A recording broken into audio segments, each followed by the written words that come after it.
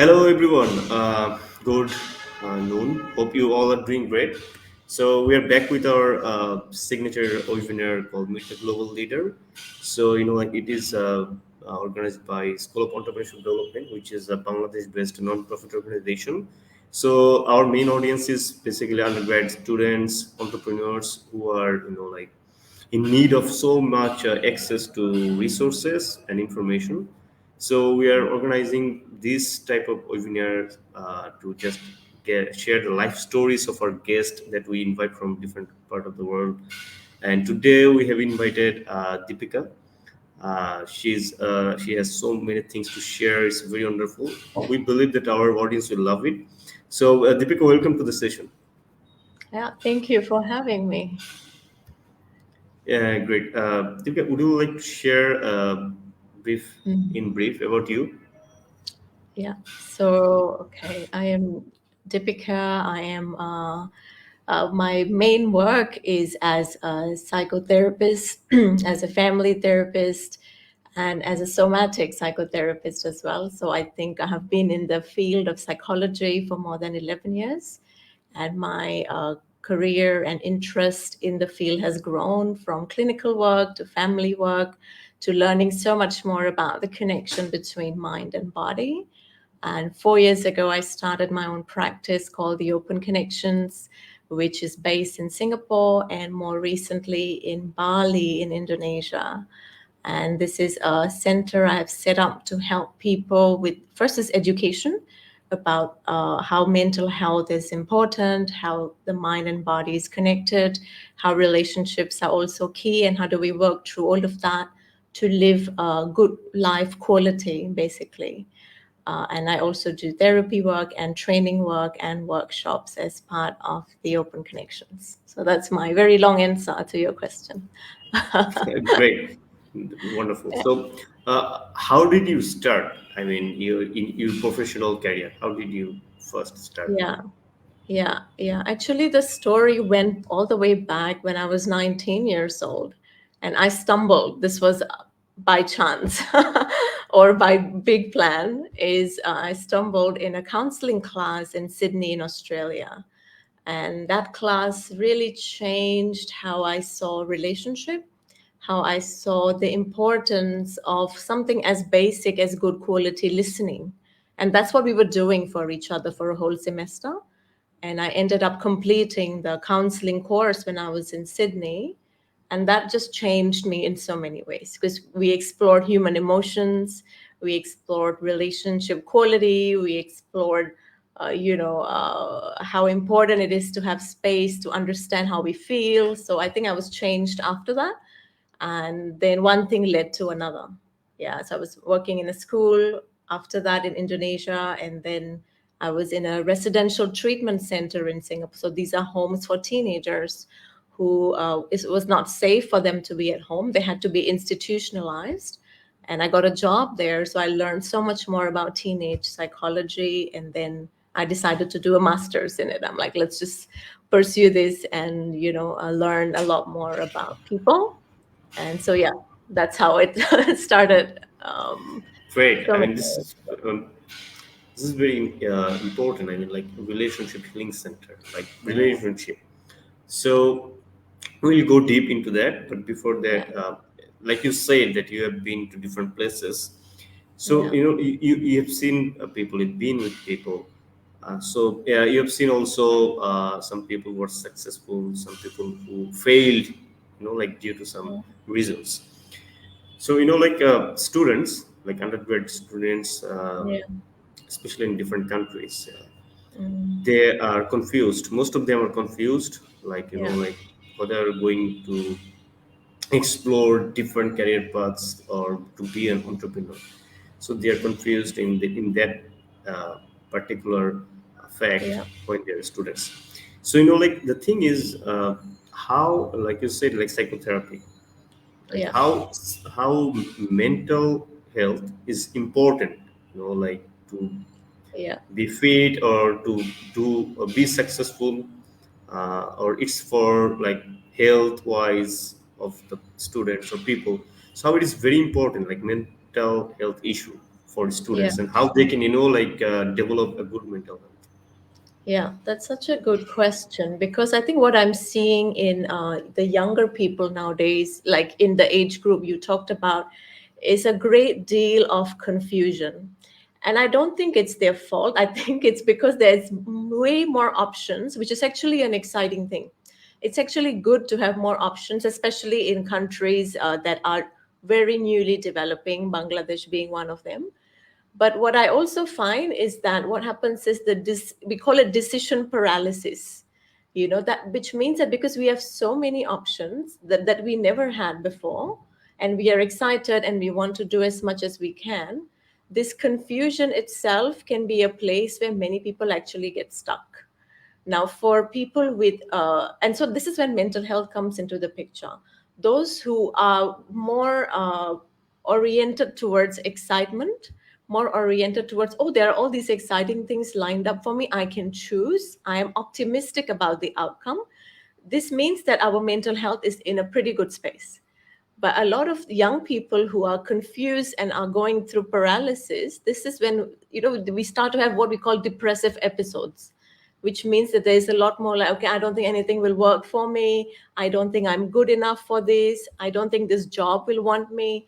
So the negativity of the situation and the confusion overrides.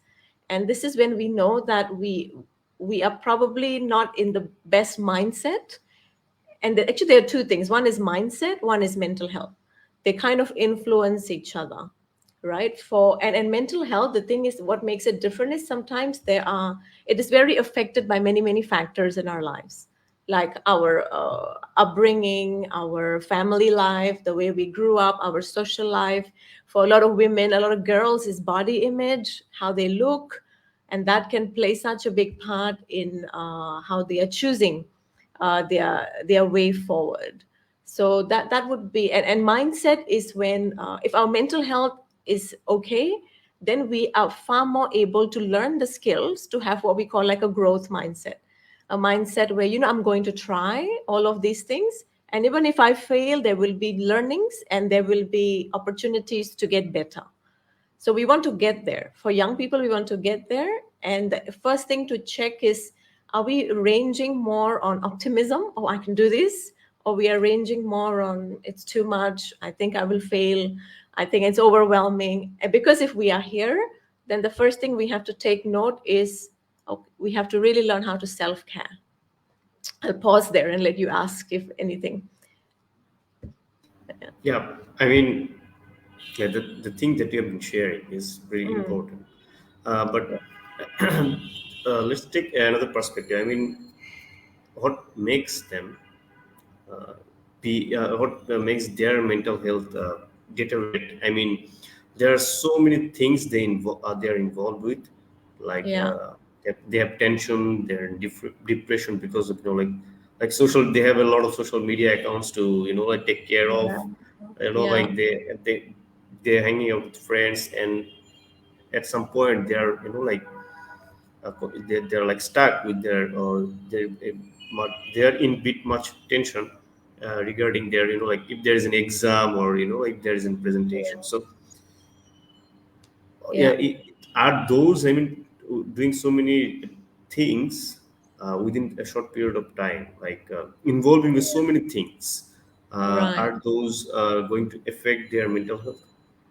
Yeah, that's a good point. And social media is a big factor because, yeah, first is there are many options. Second is there are too many comparisons with people that is far beyond our community sometimes. So, the research says we actually do better as human beings because we are still organic, is when we know like about 100 or 150 people and what 100 or 150 people are up to, what we are doing. So when we have a sense of that size of community, that's pretty normal. Our brain can manage that. But with social media, every day we are exposed to so much input, information, and we are aware about millions of people now, hundreds of thousands or millions of people, and what they are up to and what they are doing.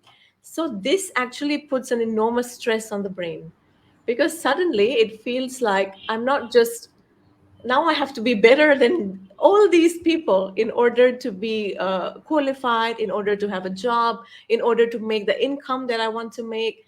And sometimes these comparisons are so far removed, so different from the reality of people. So I think this is the additional big challenge for young people today, is going onto social media and measuring measuring everybody's life from there. And if you ask me, I think this is one of the first area of discipline for young people when it comes to mental health, is having a way of managing your relationship to social media, and really seeing it for what it is, and realizing that people are only posting their best, and moving away into as much of organic connections as we can, knowing people in a smaller community, in a smaller space, having a smaller space to gather and check about the reality, like how are you really, you know yeah, that will be one very, very key thing that I think needs to be looked at for younger people. Yeah. Definitely, the thing that you mentioned is it's a very it is about to go to a rare stage, because what we see, like some young people, when they enter into the corporate world, just like Yeah. where a human interaction, you said organic connection, is very important. So like some professionals who are very good at in social media, communicating through social media, like texting, Yeah. messaging, and they are very talkative in that media. But when when human interaction is needed, they are like they're like blank. They, they don't find words to connect with or communicate with. So, Yeah. what do you think? Why is it very important to like cultivate human connection rather than less active or less connected through social media? Yeah. Yeah. I think first is we are all very organic. What I think unfortunately has been downplayed is, somehow people had this idea. Maybe you people who are more into tech, I'm not a tech expert, maybe you can comment more. There was this developing idea that, because we are technologically connected, we can be more connected, like globally. This was the good idea that I think, with good intentions, that came when people started developing social media, technological communication, even within corporations. There's so many different applications, different spaces where people can connect. However, because I studied somatic psychology, so I studied the nervous system most importantly. Our nervous system can only regulate when we feel resonance with someone. So this is so many things in play, like mirror neurons, like how our it's called the vagus nerve. I won't go into details, like technical details, but mirror neurons and vagal nerve study has actually shown us that unless we have what we call like a full body experience, it's really the level of connectivity is significantly lower than what we have technologically. And or like I do therapy work, so I use online platform as well. And there are certain things that I really have to put into practice to maintain quality, and I can do that successfully because I studied the nervous system. Most people don't. Most people have no idea how to be in a technological space with someone else. So they think, oh yeah, we're connected technologically, we're chatting, we're commenting, but the nervous system is not regulated. Our mind is all over the place when our nervous system is not regulated, and we don't feel the bond because the hormones are not connecting in a more close proximity. So this has been the biggest challenge that is being discussed everywhere that technology is being discussed. Of course, people like myself, the psychologists, the therapists, we are advocating human connection and mental health in this way. But I think it's good that people start to be aware of this reality as well. To those, especially those who think that it can be substituted. Yeah. Great, great. You like you work with Body with Soul Total Net Healthcare Network, right? Yeah. Body and soul. That was my previous experience in Singapore. Yeah. You said like you were a couple counselor and psychotherapist there. Yeah. Why psychotherapy is really needed? Yeah. Why is it need? I think what's the first psychotherapy is needed for people, especially for the first step is psychoeducation. I think people really need to understand how their mind and body works so that they can have a preventive element. That's always the goal when it comes to healthcare, in my Hmm. view, that we are learning how to prevent ourselves from spiraling into bigger and bigger and bigger stress. So when we are aware of how our body works, hopefully we can take better steps. Now, the next thing psychotherapy can help with is what we call mood adjustment. Like all these influences that we have, the one that you and I just spoke about, it has a significant impact on what we call like our mood. We can fluctuate from very high excitement to very low mood, which doesn't allow us to be our best selves. It doesn't allow us to create. I believe everybody is creative in this world. If we are not able to create, something is hindering us. What is hindering us is a lot of these factors: our mood, our stress level, our stress hormones in the body. So paying attention to food and exercise is also important, and paying attention to our relationship quality. Most of us maybe didn't grow up with the best relational skills because maybe our parents didn't understand it themselves. So these are all the things that are hindering us from truly being a creative human being. Why is psychotherapy important? I think it gives us an opportunity, Mahbub, to be our best self, to really be a creative human being in this world where we are actually alive, where we are actually living, and we're actually doing something that is hopefully useful in our world. Yeah. Great. So, like if very simple way, like how to uh, be mentally fit. So, Mm. say for example, like in perspective of students, Yeah. how they can in this complex world right now we are in.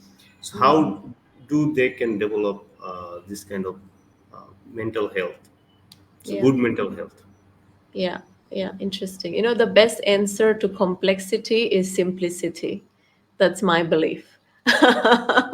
If we get too caught up in complexity, we lose compass, internal bearings, and you forget who you Yeah. are, what you can do, and what you cannot do also. Because you are lost in the complexity.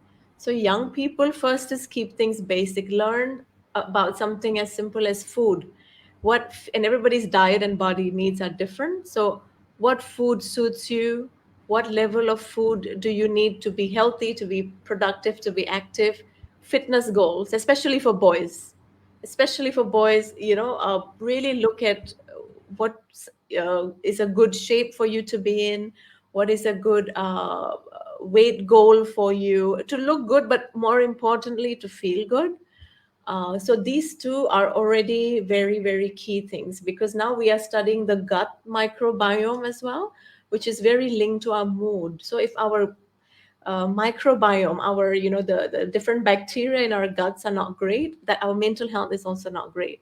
So learning about these things, eating well, working out well, sleep is another thing, sleeping well, and managing social media interaction, like having, the phone control, like gadget control. Okay, I'm going to spend maximum 1 hour a day on social media or whatever that is. Lock the phone, download those apps which makes you disciplined. That is already, if you ask me, like 50%, if not more, of the battle won, right? The next thing, if you ask me, what should people learn about? Emotional intelligence. Yeah, and because emotional intelligence is linked to relational intelligence, means we know how to work with people, we know how to deal with people, and most importantly, Mm. we know what is good for us and what is not good for us.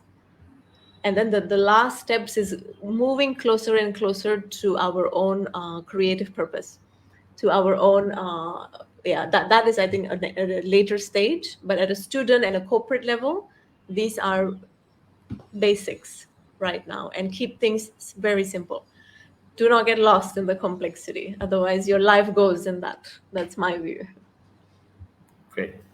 Uh, like through your professional career, what have you learned? Can you share that in summary and the skills you have developed that you believe through your activities, through your interactions? with people and through your work? Yeah.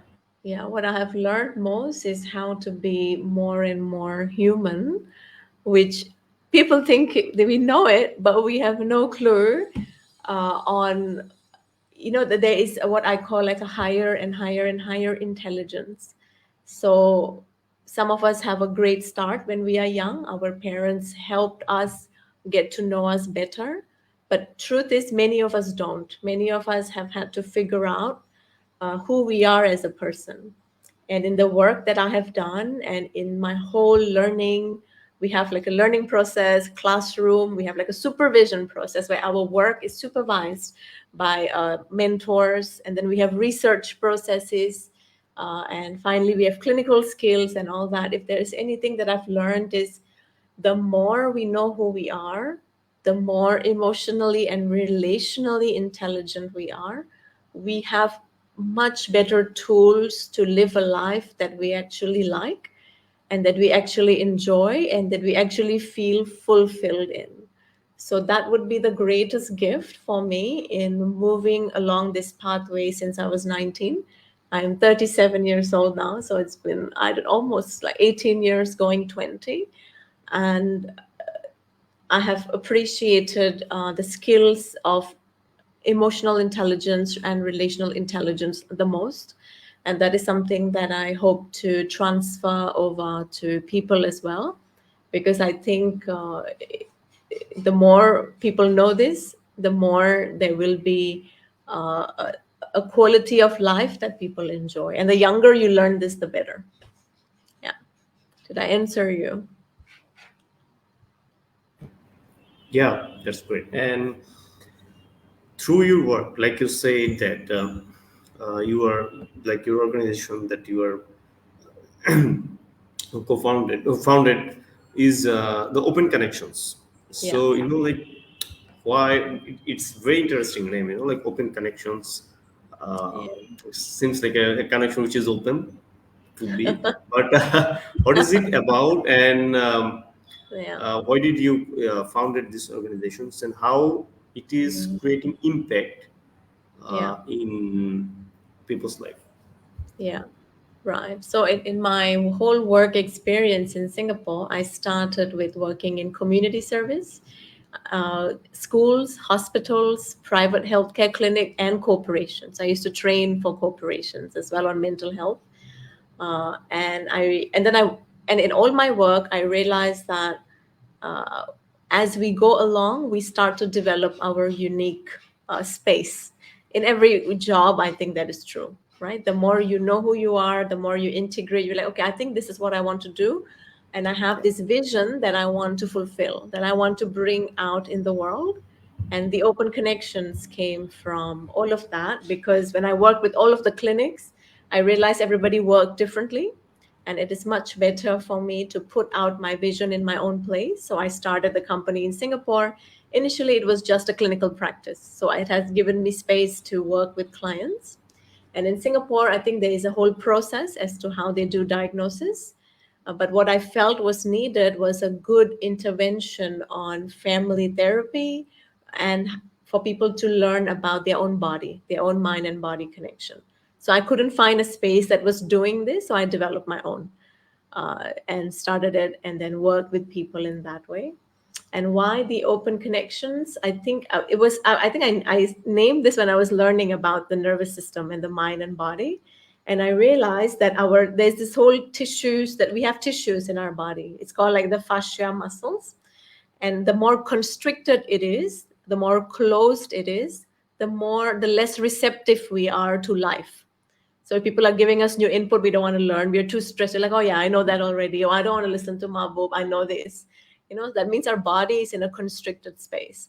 But when we are working with our body and we open up our muscles and our tissues, we are actually more receptive. Whatever people say, whatever input, everything becomes a learning opportunity for us. So I think I was in that space learning this when I named my practice the Open Connections, because the goal is so that people are more receptive and more open to life. Then, after being a clinical practice, I developed it into a training center where I could train other younger therapists, younger psychologists, younger counselors to come on board and to learn from me if they want to. And then I started running workshops as well, so everybody can join and learn about all of these things, how to emotional intelligence, relational intelligence, and how to in your mind and body wellness. So I run that across Singapore, Indonesia, and I do online trainings as well. And the impact is that I think I've formed a community of people who are interested in mental health, who are also very, very keen to impact their respective communities. So they want to help their families, they want to help their friends, they want to help their corporate members. And I think that's the win. The win is that people are more aware and they're living a life quality that's better. Yeah. Great. So for example, I work for a company and I am super stressed Yeah. sometimes. Sometimes, like deal with people. So there are a lot of examples, like students in different sectors, people from different sectors. So Yeah. like why should they go to see a psychotherapist? Yeah. Like sometimes they ignore it and they cultivate this deteriorative mental health Yeah. for a long time. And how uh, does it going to affect them if they Yeah. continue this series of mental health deterioration for a long time? How Yeah. these are going to happen, impact them in their health or career or life? Yeah, yeah, I think you're right. I think a lot of people struggle to know where their limit is because we grew up being told that we have to be resilient all the time. That's how our system is. Yeah, You can do it, work hard. So, and it's not a bad thing, but then everybody really, even biologically, has a limit. And when we cross that limit, what happens first is our stress hormones doesn't stop pumping in our body, and that stress hormone has a lot of effect, everything from bringing your mood down to taking your health out, to affecting your sleep, for you to develop insomnia, digestive issues, for the older guys like heart problems, etc. I myself was diagnosed with fibromyalgia, which is an immune system condition, 12 years ago. And that is actually our body's way of telling us that we have crossed the threshold. We have crossed the stress threshold. And most people don't know this. Most people are like, oh, I think I'm fine. I think yeah, I'm okay. It's fine. Everything is fine. But what we really need to pay attention to are the details. How are you eating? How are you sleeping? What is your mood like? And there's online free tests for these things now. You can go yeah, online and do a stress test, a depression test, which will give you a sense of where you are in the spectrum. Yeah, because if you don't look after it early, I'll tell you, like stress, there's a whole study now, Mahbub, it's called Adverse Childhood Experience. And they tell you how these ongoing stress hormones pumping in your body has such long-term effect, all the way to bringing you into terminal illnesses and diseases. It's so clear now. Even the doctors will tell you that, the younger doctors who are being trained. My sister-in-law is a doctor. She'll tell you that, like, stress is everything. So if people don't take it seriously, that means you're compromising your life quality, yeah. right? You're compromising all the great things you can do in this world. You're compromising your creativity, your promotional opportunity, because you can't sleep properly, your job is not getting done, your deadlines are being missed. Yeah, So overall, your life quality is not great. So if you take help early, hopefully that helps you early get to your goals. Yeah. exactly. And like this is a common thing in developing countries. Yeah. Until people they face severe problems or severe Yeah. reaction on their health, Yeah. before whether they can take preventive measures initial stage, they Yeah. can like skip so many serious issues related to health. But Yeah. this is the thing, like whenever people feel bad, whenever people feel unwell, they should, like take it seriously. So the thing is, like mental health is related to happy life or success in personal and professional life, right? Yeah, It's a exactly. very, very big part of that. Yeah, So the thing is, like what would be your advice or suggestion for youths how should they, deal with, not deal with mental health. It's how should they actually prepare themselves for their future prospects, career, or if they want to be an entrepreneur, or the skills they should develop, like considering the current state of the world and the future. Industrial revolution is done. Fourth industrial revolution, like artificial intelligence, people are saying IoT. So to cope up with that, like those things will create a lot of, yeah, I have to say, like a complexity, because if people are not getting themselves equipped with these necessary skills, to Yeah. survive during that session. So how should Yeah. they prepare for that, like according to you? Yeah. Yeah. I think it will be to it's firstly I think we need to which is quite challenging to do, but it's still important to sift through information. Because what tends to happen is, because there's so much information and there's very rapid development as well, like going back to your point earlier about choices, right? It's like it's the easiest thing is to get overwhelmed by by information. And those people who are the young people who are already stressed, who are already having a lot of pressures on them, this can really hike up the stress level of it. So my view when it comes to these things is always seek information from reliable sources, people who really you trust, to tell you what is actually happening in the development of the technology. And when you listen from them and you follow these, they could be like very good influencers or very good educators online. Be part of an educated community. Why? So that you're not overwhelmed by information. Because I'll tell you, overwhelmed by information is means you've lost the battle already. You are already operating in stress, means you're not going anywhere good. But if you are connected to a community that's helpful, at least you know, you trust the information you are getting, right? I'm not the AI expert. I follow the development, but I think tech wise, other people will be able to better advise. And then the next thing to do is to see approximately where your skills match the need of the industry. And that can be useful. I know a lot of people say, oh, follow your passion and all that. I am not the advocate for that, because everybody's reality is different. Some people needs to pay this bill, some people needs to pay that. Some people are more free to choose, so they can go and pursue their passion. But it's roughly important to say, okay, even if I can't fulfill my passion at work, then I can do it outside. I can do volunteering outside. I can innovate outside. I can have a side hustle. So I think seeing that balance between what is required in the world, what is your passion, if you can find it in your job, Yeah. fantastic. If you can't, then you might have to juggle that along. But underneath all of that is knowing your stress threshold.